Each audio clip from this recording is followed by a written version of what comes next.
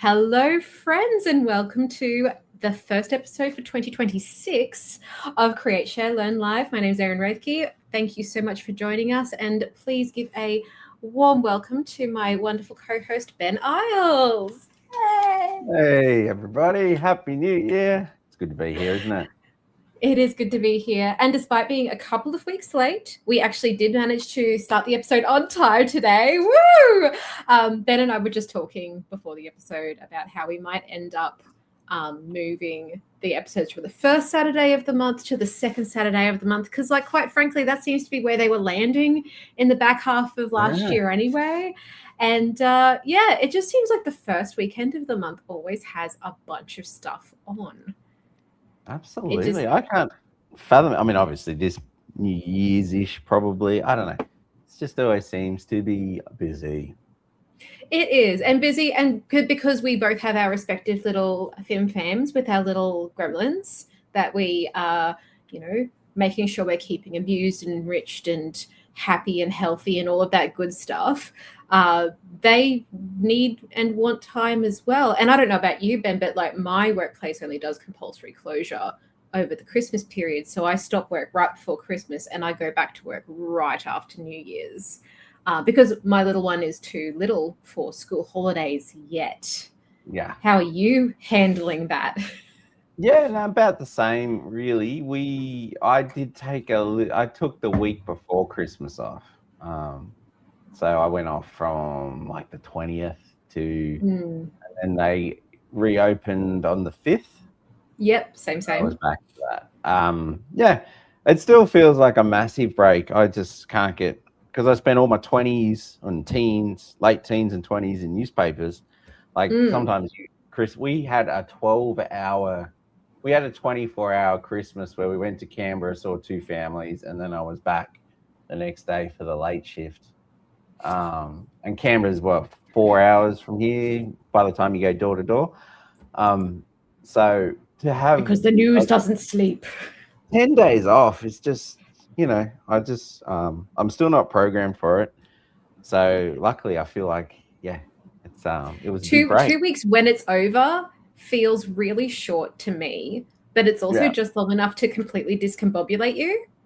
Where you kind of go, what were I left myself a list. Thanks, past me. Where's my notebook? I don't know where my pens are. But then looking, checking the emails and going, okay, so was the top priority when I walked out the door, is that still the same top priority, even though 1 working hour has passed, based on something that's changed in the last couple of weeks that there's changed the urgency of whatever I thought was really urgent. It's such a weird thing. The New Year's period is such a no time period because you're what day is it? What year is it? I don't even know right now. Particularly between Christmas and New Year's. No idea. Yeah, no idea. It's just, it is a crazy time period. And especially if you, God forbid, get sick or something like that happens, it just amps up the feeling of the no time. Yeah. No time passing. Yeah. What universe am I in? I have no idea anymore, right? Yeah, no, that's it. You just stay alive, and it's a nice problem to have, really. But it's it is. Sort of, I love my family. I do, or both sets, in-laws. My side and the outlaws, all that. They're lovely people. So I don't. But I remember distinctly being in my early 20s and being the first one at this whatever newspaper I was, and then you're the first one in. So you work Christmas, right? And then this sort of 40-something-year-old photographer came up to me and he said, "I'm happy to work Christmas for you." And I'm just it was just such a mammoth gesture. And he's like, "Oh man, Christmas is just too hard with the travel, with the family, with dealing with my brother-in-law who, has a career." He just said, "I just want to work it. It's just so much." If I could use you as an excuse to get out of having to manage my family Christmas, he says, that would be.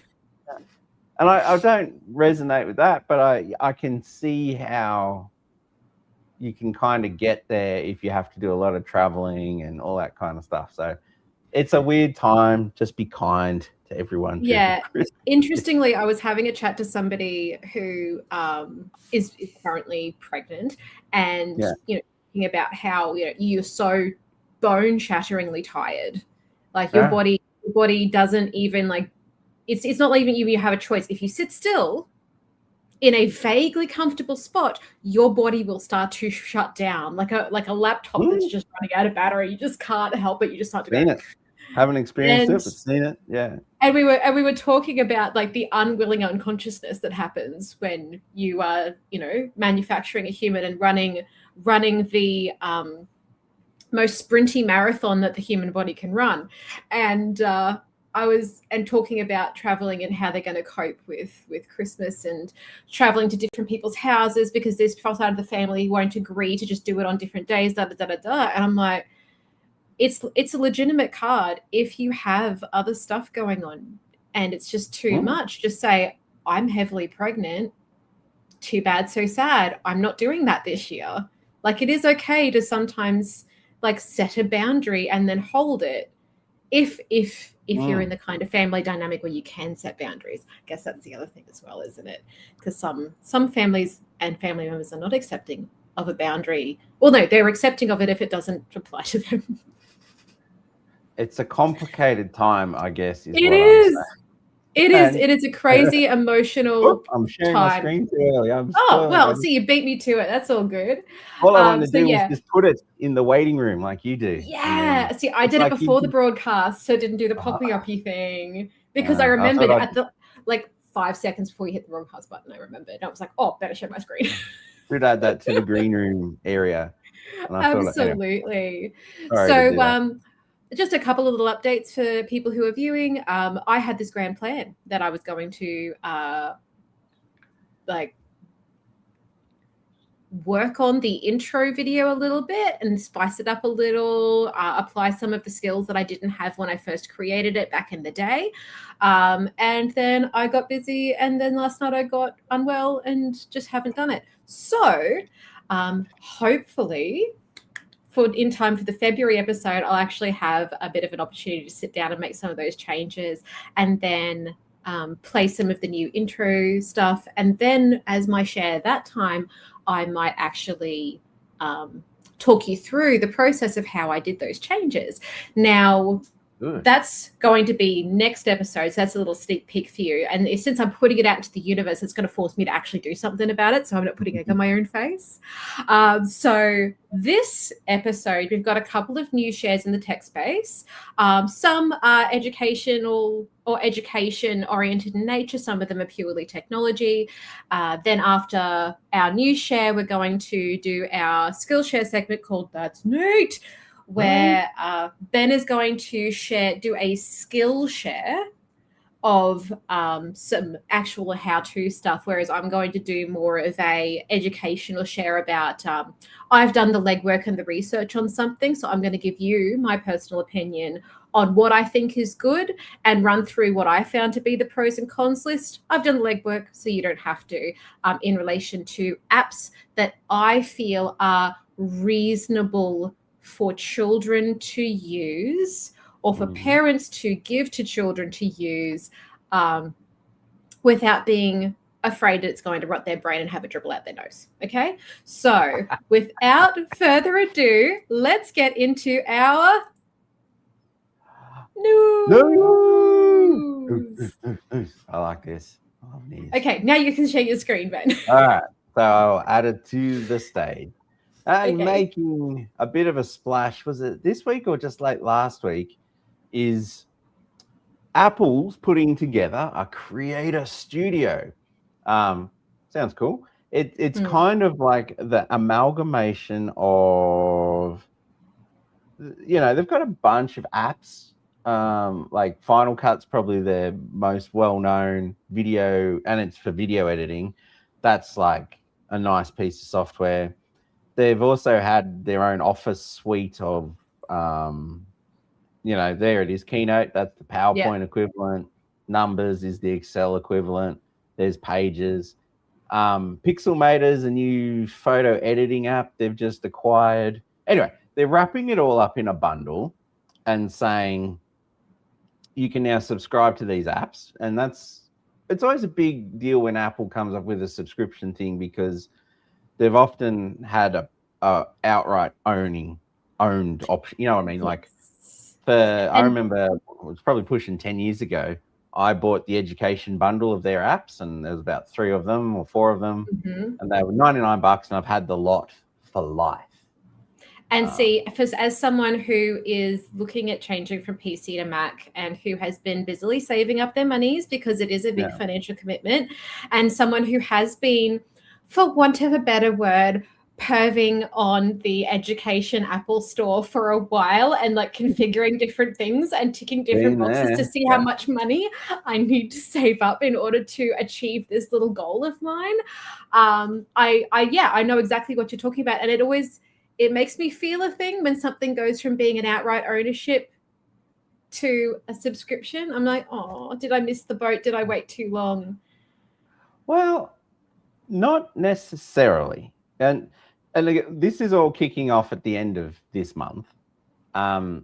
So I've been going down the rabbit warren, and the way, maybe it's a little shred of optimism with these creators, or maybe they're actually reading the fine print, but as it stands, as of today, the paid options are still going to stick around, apparently. So you can still buy the software outright, and things like Pages, Freeform, the Whiteboard, and those kind of apps that already come free with Mac will come free with Mac.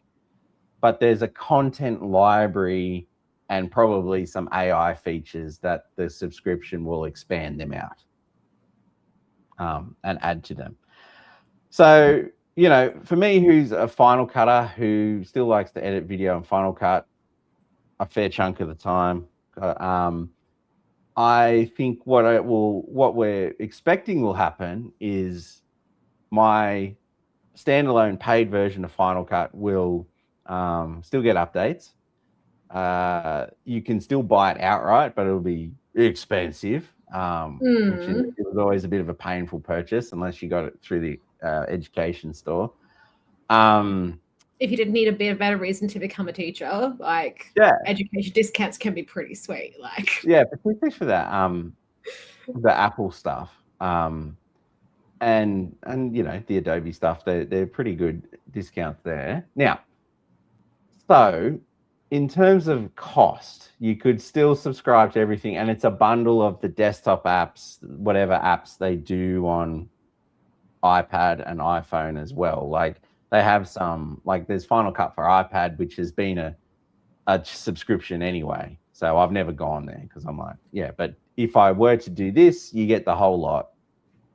So look, if you're a new subscriber, it's going to cost $20 a month or $200 a year, and you get a month free. If you're a student and educator, it's going to cost you $5 a month for everything, or $50 a year. And then if you get a new,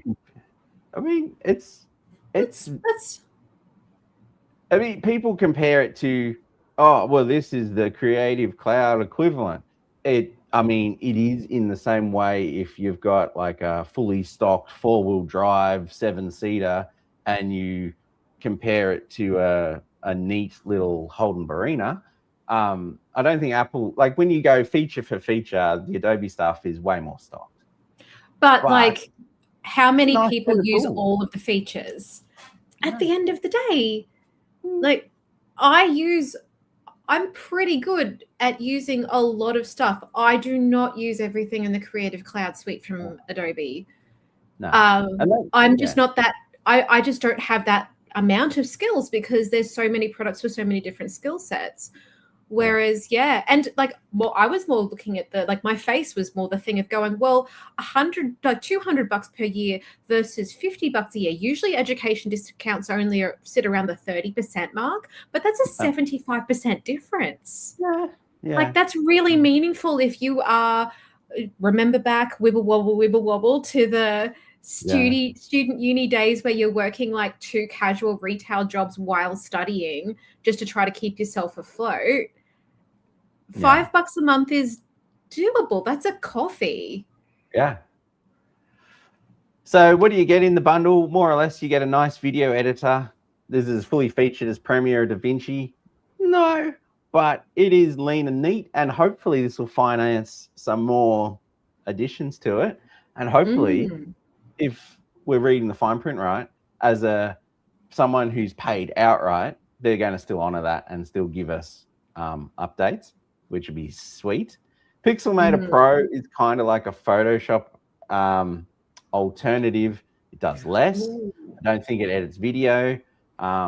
Everyone. And as a Photoshop aficionado, do you have a tinker with Pixelmator Pro? I've not done the trial. I've found it interesting, but it's hard too, because it's like, as a teacher, people bring all kinds of computers to me, and it's like the common ground still is Adobe. I can even get to Chromebooks via the browser. You know what I mean? Whereas this is like, if you got a Mac, you live in Mac, this is be a nice Mac experience.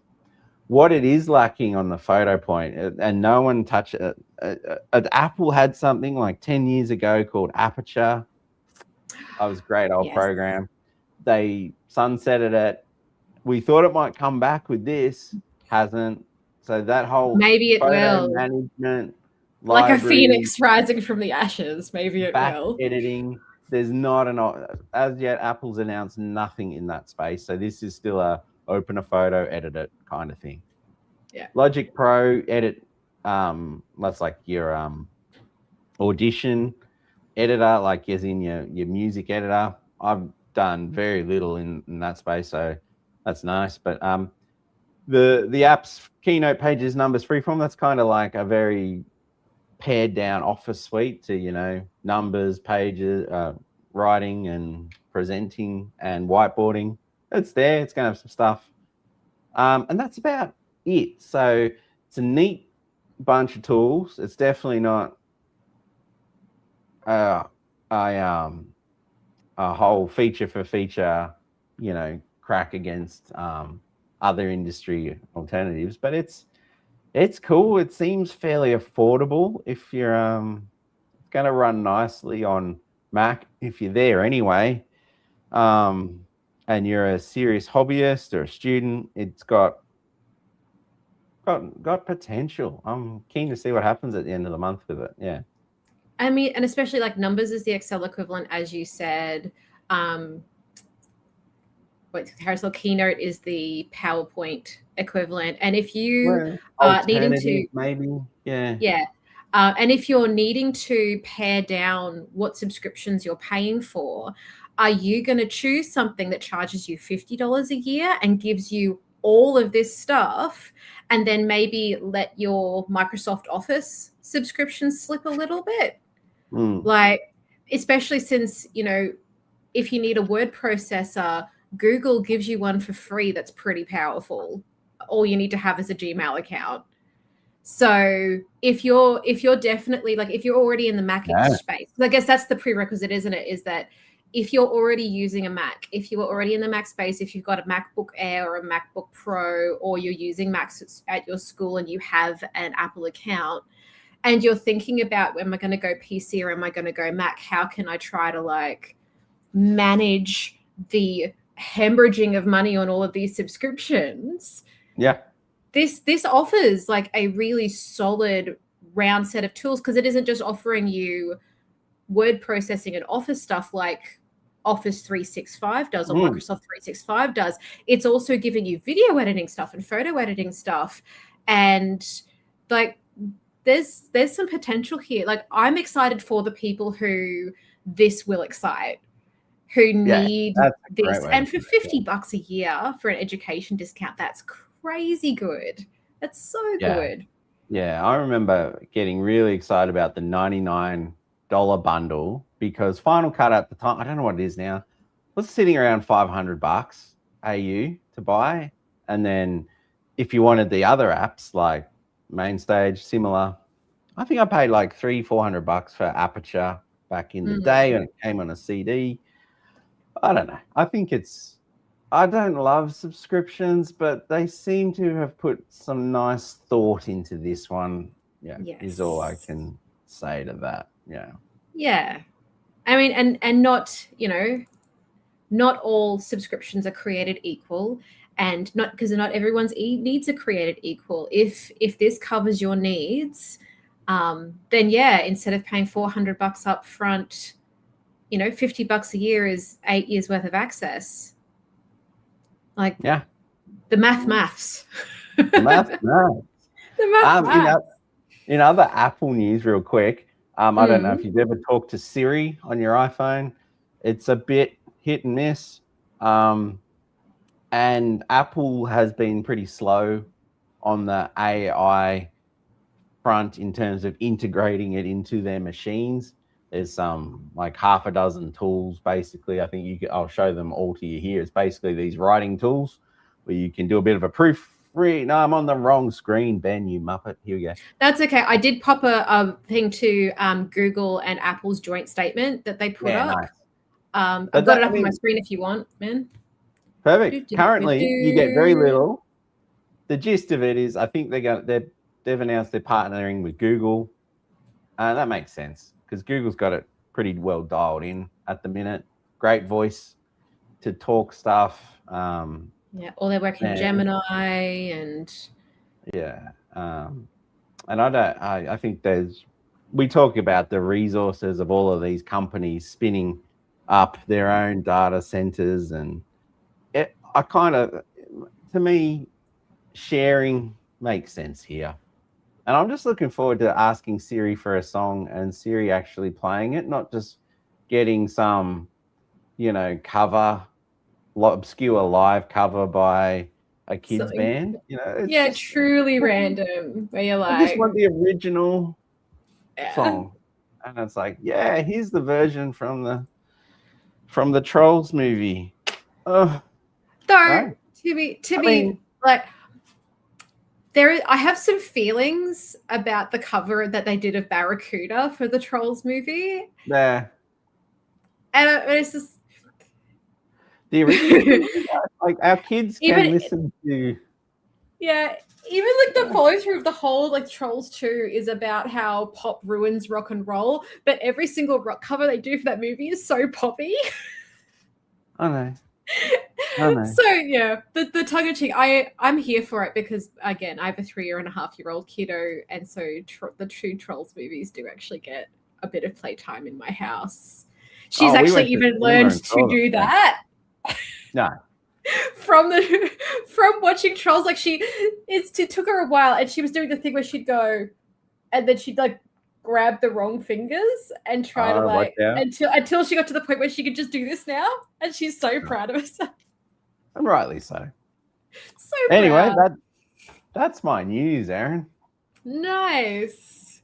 Well, I guess let's just continue on for a little second on one of my favorite topics that I just keep bringing up over and over and over and over again, and that is now that the under-16s ban has taken place. The under-16 social media age restrictions. The under-16 social media age restrictions. Following this and how it develops is super interesting to me because obviously the e-safety commissioner, here is their website, lots of resources for you to review as a parent or as a guardian or as a person who is responsible for children.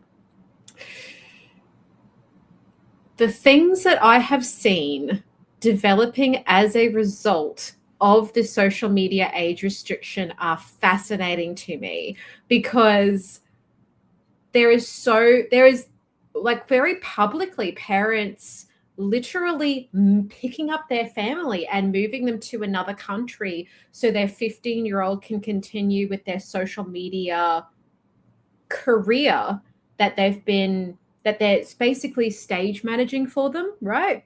Yeah. Because you have these young influencers who fall afoul of the 16 plus restriction, who are invited to like red carpet events and get endorsements and sponsorships from products. And so some parents have made the decision that in order to protect that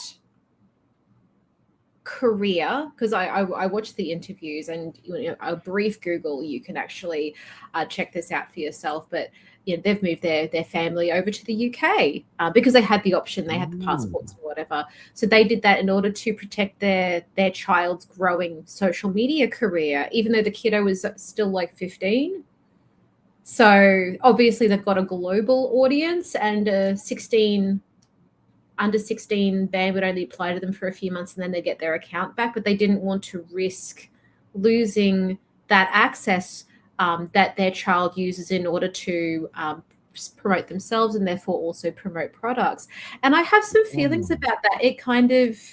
It gives me like stage managy parents, toddlers and tiaras vibes of sort of going, like, I don't like criticizing other parents and how they like to go about things, but I just think it's really interesting to uproot your family in order to protect revenue and a career that you've been building for them as a media personality, because that's what this child is.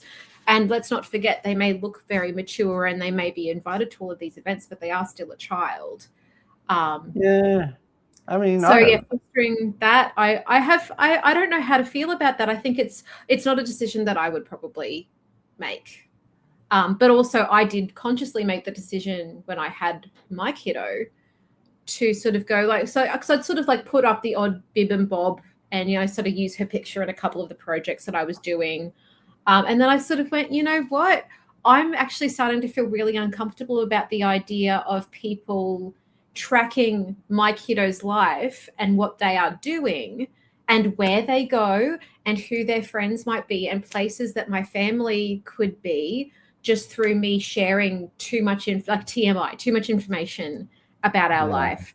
That makes me feel really, really deeply uncomfortable. So I definitely pared it back a lot. I share things privately now. I've had some awkward conversations with some people who I have had conversations about, my kiddo to, who have taken images that I have sent them personally and anecdotes about stuff that we've been doing or details about our personal life, and they've shared it as like a anecdote or a story on their public social media. I've had to very gently try to correct people back into their own lane, and some people have been really receptive about that. And have removed the content, but once it's up on the internet, it's up forever, right? Wow. But voluntarily choosing to use a media personality that I've created for my child, or helped them to create, to earn money when they're still so young. I don't know. It makes me feel uncomfortable in the same way as like seeing what happens to kids on TV after the cameras go off. Makes me feel really, really uncomfortable. I don't know if it's worth it in the long term for their like psychological well-being, because you see it a lot with celebrities who are child stars where they're not okay. Like Drew Barrymore has been very public about how not okay she was for the longest time. And I don't know, maybe it's because it is so accessible now, so much more accessible for people to build that media personality element, people are more aware of mental health now, that the long-term consequences might not be as severe. But I worry. I'm a mum and I worry. I worry for young people on the internet. Makes me sound old. I don't have any answers, but you can worry, and I guess, don't know. It's definitely not a problem that we could possibly solve through conversation on this show, but it is an element that I just wanted to, if your child wants the social media, because one of the other things as well that I've been hearing about is parents helping their children circumvent the rules that are in place by creating accounts and stuff that their children can then have access to. And it reminds me of when you were like going to schoolies, and you'd always know there would be a kid whose parents would buy alcohol for them. That's what it reminds me of, where it's like, it's not okay. They know it's not okay, but then they have the thing of, well, at least if I'm the one doing it for them, I know what they're getting access to and how much. Yeah. And I think it's an interesting it's an interesting like balancing act as a parent to go, if I know what they're doing, at least I know what access they have, but do you really? Especially as they get older. It's just I can't wrap my head around it.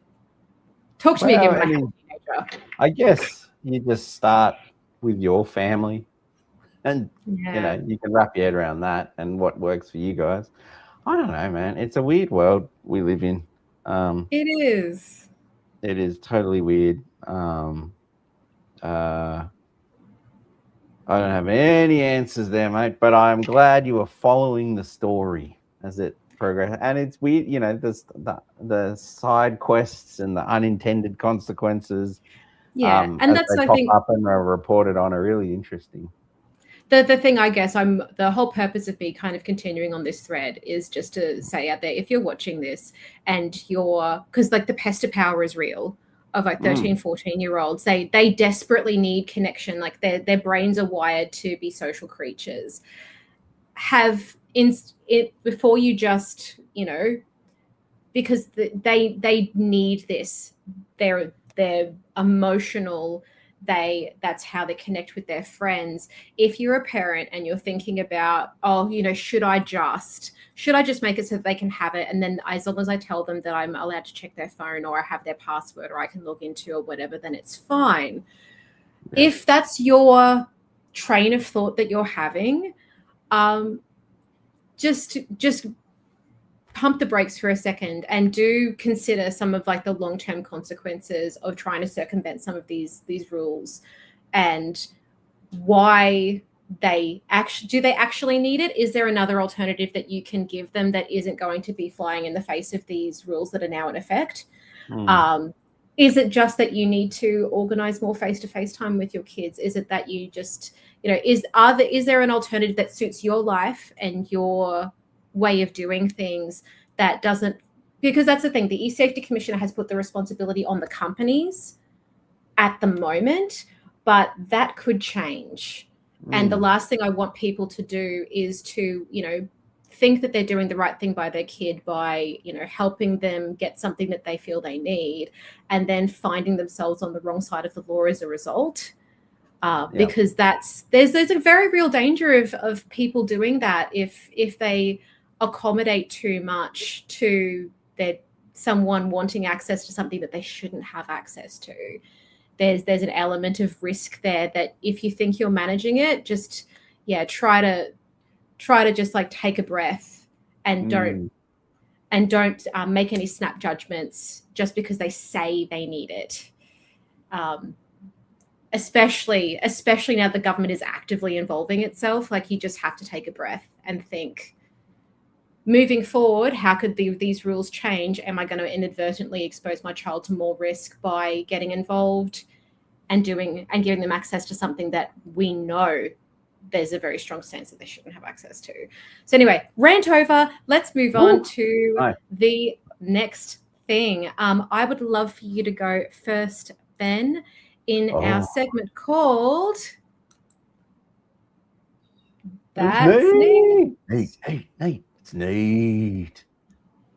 I think our intros are perfect. Don't change anything.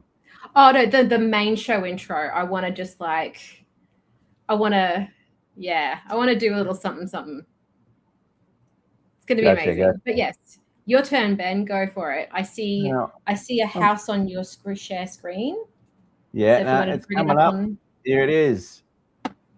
All right. So a couple of things I want to talk about today.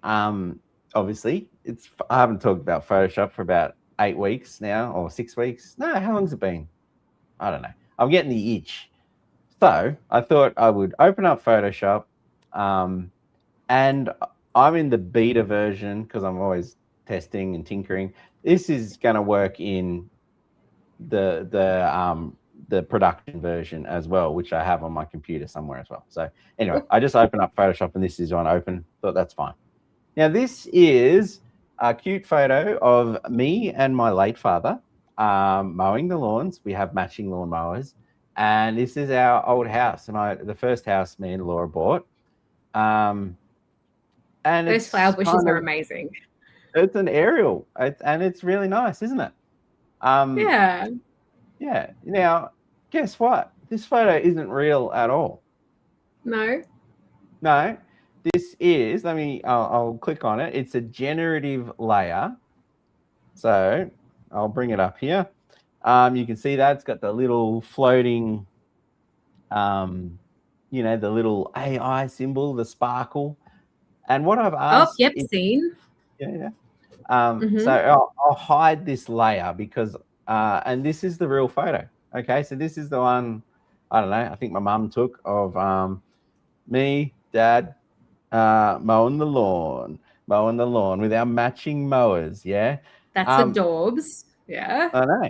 But so, couple of things. Now we'll bring into the AI-ness of it. Now, everyone knows there's lots of models out there you can use. You can use ChatGPT, DALL-E, or are they the same? But there's Flux. There's Google's got a bunch of them. And typically what you need to do is you need to pick your photo up, your JPEG, pop over to a website, chuck it in, talk to it. It spits another one out, and that's how you work on it. But there's problems to that if you're collaborating. Like if we're collaborating creatively, you'll want my working file. You'll want to be able to see the steps I've gone through. Ethically, we want to see the tools done. We want to see the prompts. We want to see the history. We may not want all of the generated image. We might just want to generate an element. We might want to incorporate that in layers and brushes and all that kind of stuff. So this is what I saw at Adobe Max, and I've been playing with it ever since Paul Tranny, I love that guy, demoed it. But effectively, we've known for a while in Photoshop, you can make a selection, right? We'll grab a selection up here, and it comes up with an option to fill in, remove something, or do start an adjustment layer. If you hit on the generative fill button, you get a little box to type in. So you can upload, sometimes you can upload a reference image. So you can say, make it a bit like this. Like if you wanted to have hanging planters coming off of the veranda, you could upload a reference image of hanging planter boxes.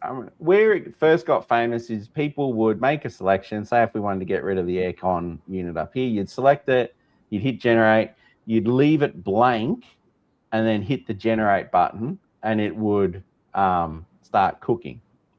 Now, where things have gotten a little bit exciting, and I wanted to share today, is that the capacity is there now to use a whole bunch of partner models that Adobe have made friends with, like Flux, Gemini, so you can type in a prompt. You're not limited to using the Firefly machine. You can sort of say, I'm going to use Nano Banana, which is my favorite one at the moment. The name's awesome too. The name. But it does do some really good image stuff, and it's really good with consistency. We type it in there, we'll put our prompt in, and it will, Photoshop and Google will link up together and then give us something back. And it will give us something back in a new layer that is within my Photoshop landscape. You know what I mean? Like it's still in the working file. It saves the prompt in the layer name. It's a nice way to work. I can still use my layer mask. I could change the opacity. I mean, in this instance, I don't want to change the opacity, but you get what I mean. I can do a whole bunch of stuff here with tools that are previously external. There's some interesting elements I have questions about in that photo as well, because you know what it's supposed to look like, right? Oh, absolutely. So it's done a very good job of imagining stuff. It's gone, we've got some roses, this garage door. The character consistency is really interesting. And you just get a whiff of our old Dodge Caliber. Yeah. And so when I wrote to it and I said, can you please give me a bird's eye perspective on this shot, please? It thought for a minute and it gave me this. And it's been pretty clever. It's worked out based off that corner of the car, what the rest of the car kind of looks like. It's kind of close. Like if you had a dream about a Dodge Caliber, you'd probably believe that was it. It's got the aerial. That's weird, but you don't notice that at first. It's realized the rose bushes are there, so it's gone, well, they've probably got rose bushes down this side. We didn't. And they would have matched the rocks up, because of course I love the fact that the rocks are not even. Like you can still see a little bit of dirt around the edges. That makes it, that gives it a bit more realism. It's got like was it only a single car garage? Well, it's got the patina right of the driver, but this sort of drove all the way through, and there was 2 sheds at the back. None of them looked like that. That house didn't look like that. The swampy wasn't there. I think it was more over here. They've got the color of the bricks right here because there was a whiff of that. That tree's right. You're facing away from each other. Like it's changed the positioning of you and your dad in that picture as well. A little bit, yeah.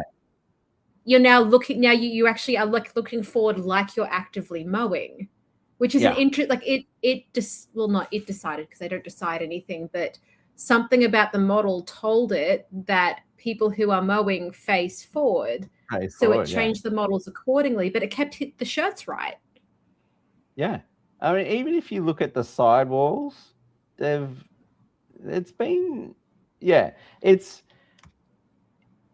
it ready for prime time?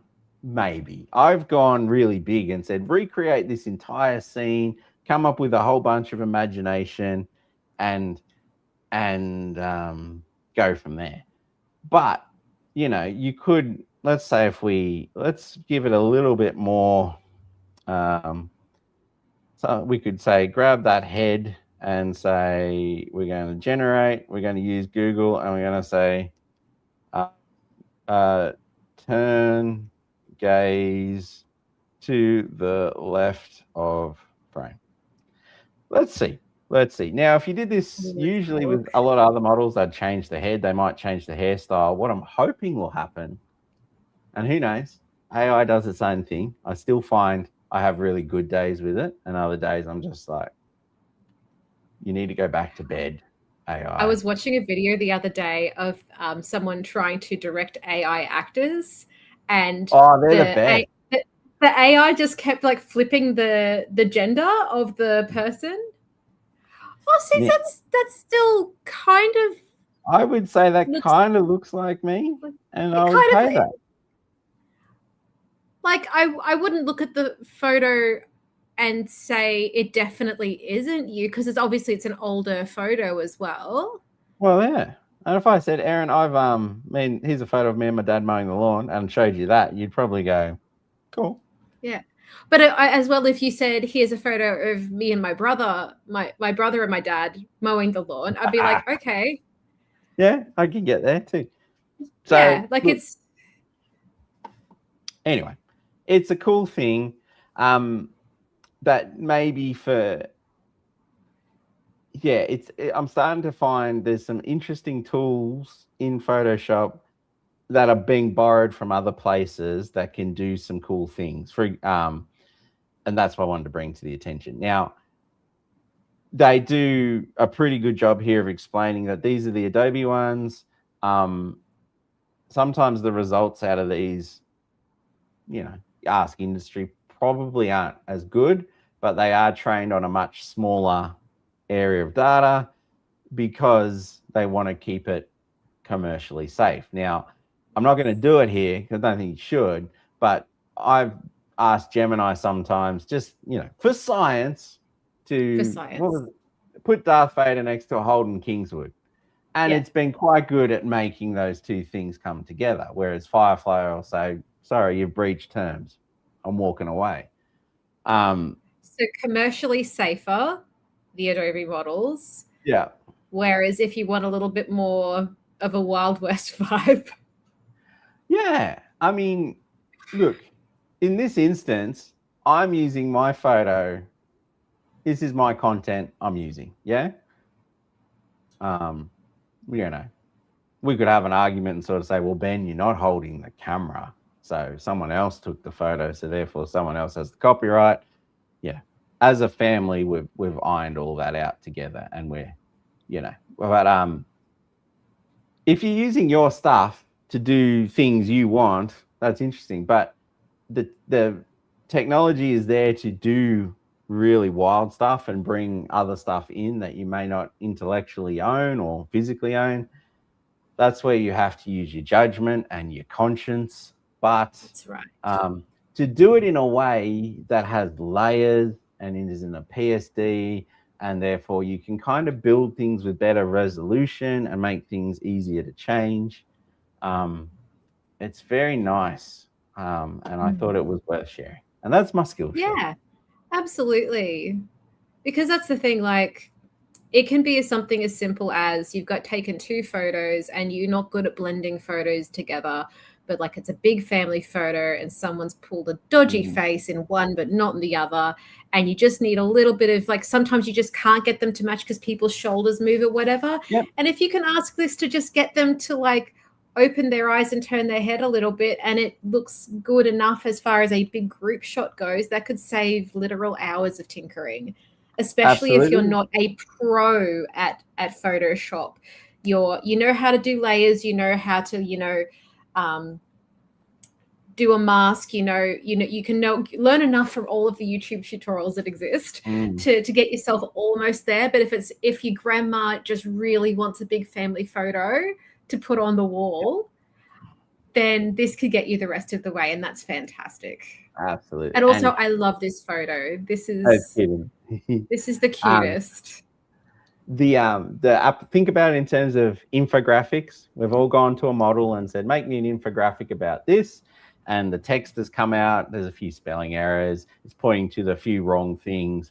So then you might feed it back into the chat and ask it again, and then it kind of, the things you had in there, they've morphed a bit. The text has gotten a little bit better and it's gotten a little bit more accurate. But by the time you run the pancake through the compressor 3 or 4 times, it's kind of cooked. Yeah. So this layer-based thing means you can kind of circle in on bits. You're only using the resources for this, and you're not generating the whole lot. Yeah, non-destructive changes as well, which is always nice.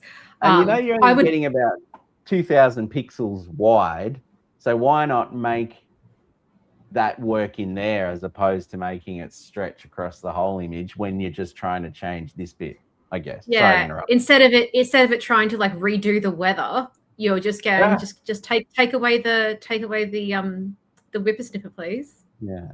Like, one of the things that I found really interesting is I am on a couple of groups where, like, photo restoration groups, where people will put up a mangled photo of like their grandparents or something, and they will go through and say, can someone, or a photo taken with their dad on their wedding day, but their dad was terminally ill and he was in his hospital gear, and they've said, can someone put a suit on him? Because I want to cherish this memory, but the fact that he was in the hospital gear, like, it's not the photo I want to put up on my wall. And people take those photos and they plug them into AI models. And I'd love to show some of the work that people have been doing in that space. But the problem is, obviously, as you said, not my photos, not my platform. Yeah. Some of them are really beautifully done. Like, you can see someone spent a few minutes, done a couple of generations, and picked and chosen little elements to really get them where they need to be. Like, if you watch Paul Tranny work, he uses AI a lot, but he's using it to generate the flower. And then you have a quality flower, and then you composite it in the old-fashioned way, as opposed to just sort of that's where the magic is.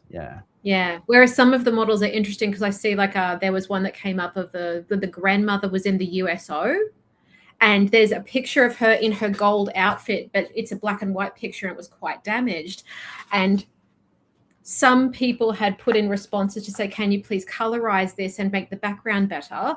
And some people had run it through a generator where it actually put her in that costume on a stage in front of troops performing, which like looked kind of amazing. But then when you actually like zeroed in and looked at her, it was still the same kind of dress. It was still a woman with the same kind of hairdo, but it wasn't her features. the dress was different. So it was an imagining, like a dream state. It was like if you dreamed about that woman in her dress doing the thing, that's what you would come up with. So it's like, it's really, really cool to imagine that and to be able to see the perspective of that, but it's still not, it's the imagining of a real moment, not a real moment. And I think that is really interesting with these tools, how you find the edge of that to get the result that you need. Because sometimes you just miss the shot by this much. And you can use these tools to just like pull it back so that you recreate the nanosecond before the shutter went off, where 3 people went. So there's so much potential for these tools, but yeah, it's kind of crazy how good they've gotten at approximating what might have happened versus what it can actually, based on what it can actually see, which is very, very cool. Nice. Well, that's thank you. Yes, I believe it's time for you to share your screen, Erin. Sure thing. So what I'm going to do just ever so quickly is I'm going to have a bit of a chitty chat about things that I use in my household that I feel comfortable with my kiddo accessing. Now, I'm just going to put it out there at the beginning that none of these I pay. If they are a paid product, I pay my own money for these things. I am not sponsored by any of these apps or things. Noted. So this gives you an idea. I've done my due diligence. When I download an app, I actually go through it myself and push all the buttons and make sure that it can be locked down, make sure that there can be some sort of time limit put onto it. I demonstrated in a previous episode, I put that guided access on so that once they go into the app, I lock that app down, and then that is the only app that they can be in. So those are the things that I do as a parent when I hand off an app to a child to make sure that they're just not accessing any old thing that's available on the internet, because the internet is a scary, scary place. Now, the first one I want to talk about is an app called Pok Pok. I think it's adorable. It kind of gives a little bit of Sims vibes, but it is not as attention stealing as what you think it might be. So there is all of these different little bubbles that you can click on, and you can put meals in front of people. You can serve it to them. You can make recipes and cook little things, move things around. There's nature scenes where you can go through and match up letters and figure out words for older kids. You can play dress up dollies. I don't know, maybe I'm definitely showing my age, but when I was younger, you could get the little paper push out dollies that came with all the clothes where you could change the outfits around. I have found one of those for my kiddo, and we've played with that for a little bit, but this one just has sort of like infinite options, which is very, very cute. And one of the things that I do try to do when my kiddo has this is that I will actually be in the general vicinity and we'll actually talk about what's being done and how it's being done. And, I wonder if when you launch into space, if you tap that asteroid, what happens? If you use that tool on it, it gets diamonds. And so there's interesting elements of this where it demonstrates cause and effect. This particular app, you have to put the right number of participants into the car to get it to transition the car to the next screen. So it's number recognition. But it's all very like a gentle, gamified thing. And I have found, and this is probably the most important element of this particular app, I don't get a screaming banshee meltdown when I say, okay, I've set a timer. We've got 3 minutes left. You've been on there for 10 minutes. You've got 3 minutes left. And then we're going to say, no, iPad. Yep. And you're going to give it back to me. Some of the more addictive things, some of like the videos that are on YouTube that are designed to grab and hold children's attention, they get very immersed in them. They have difficulty separating themselves from that thing. So one of the things that I do try to do is I try to give kiddo things that the separation is not painful or anxiety inducing in neither them or me. Nice. Nobody likes to be screamed at by a banshee voice. Okay. So I've found that this one is a much gentler sort of activity where, yeah, they swipe and they build the little world, and it kind of has interactivity built into it, but it doesn't seem to be as addictive as some of the more flashy things. It's very calm. It's a very quiet app.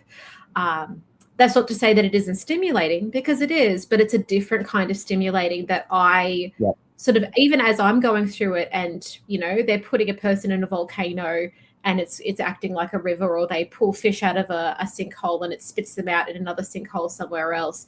There's enough stimulation to keep them engaged. It builds their fine motor skills. It builds familiarity with the idea of using a touchpad, but it isn't a horrendously addictive experience. The next thing that I will share that is a similar experience is Khan Academy Kids. Now, Pok Pok is a paid app. Khan Academy Kids is free. Gotcha. Now, Pok Pok does not need to be on the internet in order for it to function fully. It can be a completely offline app. Khan Academy Kids has a range of activities that can be done offline, so you do not have to be connected to the internet to use it, but to have the more full features, you do have to have it connected to some form of internet connection. It does receive updates, and it does work on much older iPads than Pok Pok does. Pok Pok will, really, it only works on more recent devices, whereas Khan Academy Kids works on a truly ancient iPad that I have for the kiddo to play with sometimes, because it can't even run YouTube anymore. That's how old that iPad is. But it can run Khan Academy Kids. And it has a coloring in app. It has little stories. It has rhymes. I've heard my kiddo singing songs that she's learned on Khan Academy Kids. It has read yourself or read to me storybooks built into it. So if you are transitioning through airports, or you are on long car trips, and having a tablet just feels like the best way to be able to manage some of that boredom intermittently, and give them something to engage them, Khan Academy Kids is a fantastic option, especially if you only have an older device that you need to utilize. The next one that I will share that is a big favorite of mine and is Australia specific is the ABC Kids app. I don't say very lightly that because I don't tend to trust apps. However, I have not encountered any content that is featured on the ABC Kids app that I would go, oh no, I don't want my kid watching that. Like, some of it is less my taste than others, but the ABC Kids app is still a solid app, still works on really, really old iPads, which, bless you, ABC, the Australian Broadcasting Corporation, the fact that this app is still backwards compatible with older iPads, because, who wants to give a kiddo a brand newie? You give them your old one that would otherwise be languishing in a drawer. And it has all of the old favorites. It has Play School. Play School is still running. Bless. I love me some Play School. It has all of the episodes of Bluey that are up. It has some international stuff as well. There's some really amazing shows that are out there that go over how to manage emotions and grow emotional resilience and problem solve. There is some cartoons on there, Eddie Steady Go, where it talks about coping mechanisms for neurodivergent kids, but it does so in such a gentle and wholesome way that it's it is a tool through which, if you watch it with your kids, you can prepare them for the inevitability of when they reach school and they meet and are involved with lots of different kids who have lots of different varying levels of needs. It's not going to be a shock to them. And then also, and what I find really interesting about a lot of the programming that is on the ABC for children right now is that they have really leaned in to the idea. It isn't just, doing craft stories and doing a token acknowledgement of country. They've really leaned in to making sure that their programming doesn't just give inclusive options, but the programs have selected foster inclusivity and understanding of the value of inclusivity, which I absolutely adore and applaud them for. The last thing that I want to share is something that I'm going to be checking out when it is available, and that is the newly released Adobe Project Aqua. Now, I saw this come up. I saw the announcement. I went, woohoo! Went to the App Store and it wasn't in there. And I went, oh, have I put a restriction in place? Because I try to restrict things on iPads. Okay, cool. Went to the website. The website's there. Cool. Download it for free. Hit the get it for free. Woohoo! Took me to the App Store for iPhone. I'm like, yeah, okay. It has coloring, it has tracing, it has a gallery where you can share your artwork and you can scan your art. And it's, these are the kind of features that you actually do get from apps like Khan Academy Kids. iPhone, iPad, brilliant. Did a bit of scrolling. And it's only available in North America and the UK and Canada at the moment. Oh, no. And I was just like, oh, because here in Australia, I've gotten more used to the fact that generally speaking, when something new comes out, we usually get the release simultaneously now. Like back when we were teenagers, stuff would come out in the US and we'd have to wait a month, 6 months, a year for the new episodes of TV shows to finally actually make it onto an Australian broadcaster. So you just have to swallow it and wait and swallow your frustration and just keep waiting.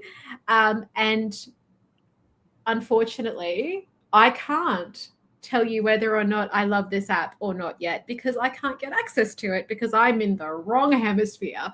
So watch this space. When Project Aqua does become available, I will be checking that out. We will have a bit of a tour. I'll have a bit of a conversation about whether or not it's something that I would be feeling good about my kiddo playing with. It looks like it's pretty innocent and sort of digicraft related. It seems to be very much like drawing and artistic.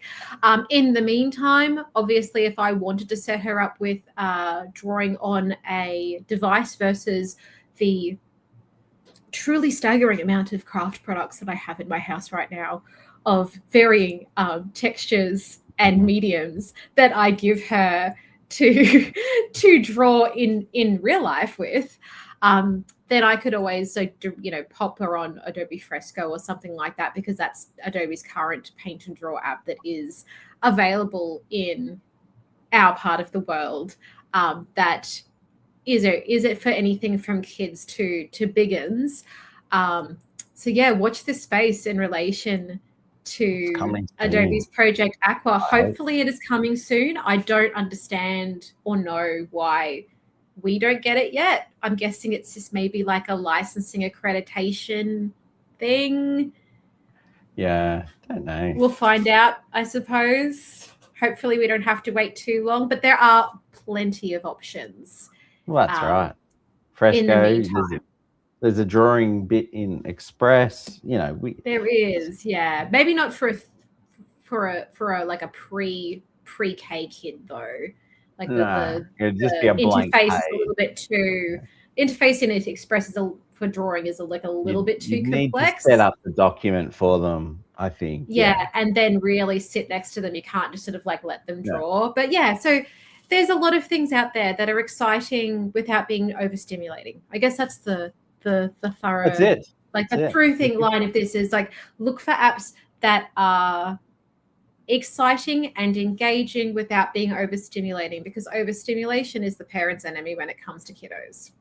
That's it. Any questions? Message Erin on her Instagram. Great. Yeah, we've got our Instagram, we've got our LinkedIn's. Reach out, ask us any questions.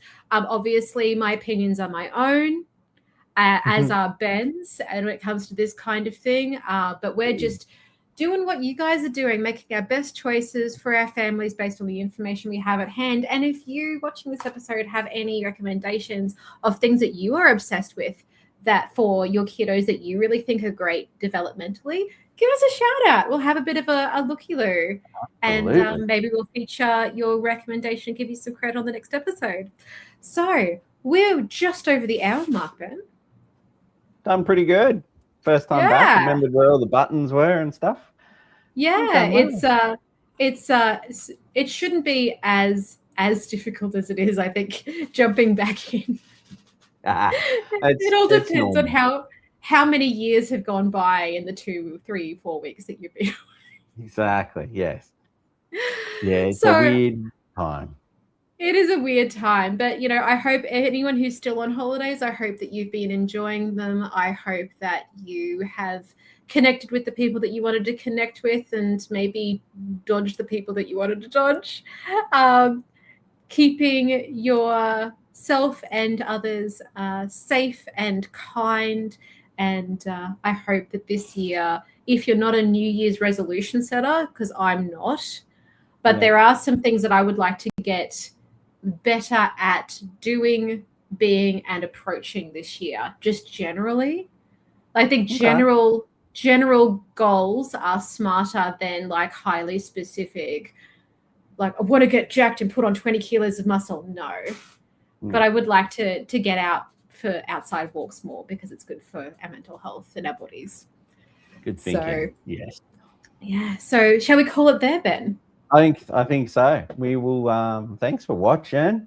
And, thank you so much for joining us. And so I think tentatively, Ben, we're going to say second Saturday of the month from now. Let's make the call. Let's do it. Let's make the call. Too easy. Well, thank you for joining us. Take care of yourselves and each other, and we'll see you next time. Bye. You're on. Thank you.